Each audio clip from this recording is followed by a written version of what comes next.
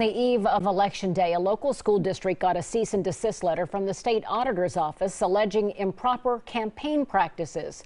Voters in Groveport are being asked to approve a levy for the Groveport Madison schools tomorrow, but one voter sounded the alarm about district resources possibly being used not to explain the levy, but to promote it. NBC4's Danielle Levy is live outside the district's office after speaking with parents on both sides. And Colleen, according to state law, the school board can use public money to inform the public about an issue, but not influence them. And that's exactly what they're accused of doing. However, I spoke to people who support the tax levy, and they said this isn't changing their vote.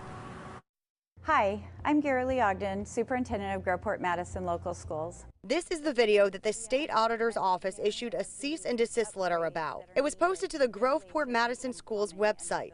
In the video, the superintendent asked for the community support for a tax levy that's being voted on Tuesday. This is our third video in a series of 5 where we are inviting our community into our schools as we ask for your support for the bond issue on May 7th, 2019. According to the auditor's office, a complaint was made that the district was using district facilities to organize volunteers and put out a campaign video through outlets paid for with district funds. John Kirshner says he's the one who filed the complaint about the video, which he also provided to NBC4. I came across this video and it clearly stated at the beginning that it was to promote the issue, and I knew we had a problem then. Following an abundance of caution, the school district says it removed the video from its webpage and sent us a statement that reads in part, quote, "The campaign applied for and paid for the use of the facilities, and no district nor public funds were used as part of the campaign's activities." The district tax levy that will be voted on is to replace out-of-date school buildings and help with the overcrowding.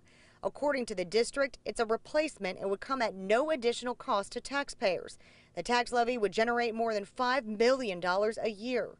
Grandparent Polly Pierce says she agrees the schools need work, but for the first time, she will be voting no. They're making it sound like if you don't vote for this, you're against children and against our community, and that's not the case. I just feel like they didn't go about it the right way. Kirshner also sent us this email that a middle school teacher sent out to students about issue 5. At the end of the email, it states that this tax levy is needed for students and the community, and adds if students show their parents the email, they will get a piece of candy or extra credit. I reached out to the district about the email and was told that the teacher was trying to provide parents facts about issue 5 and, a quote, "in no way asks for their support or encourages their vote for the issue." I also reached out to the auditor's office about that email, and I sent them a copy of that email, and they told me that if they did find a problem with it, it falls under the cease and desist order. Local for you in Groveport, Danielle Levy, NBC4. All right, Danielle, thank you. The voters in Licking County are being asked to weigh in on a bond issue for the Northridge local school district. Now, this would help pay for a new building. On Tuesday, the community will be voting on the matter again, as the measure has failed to pass year after year for nearly half a decade.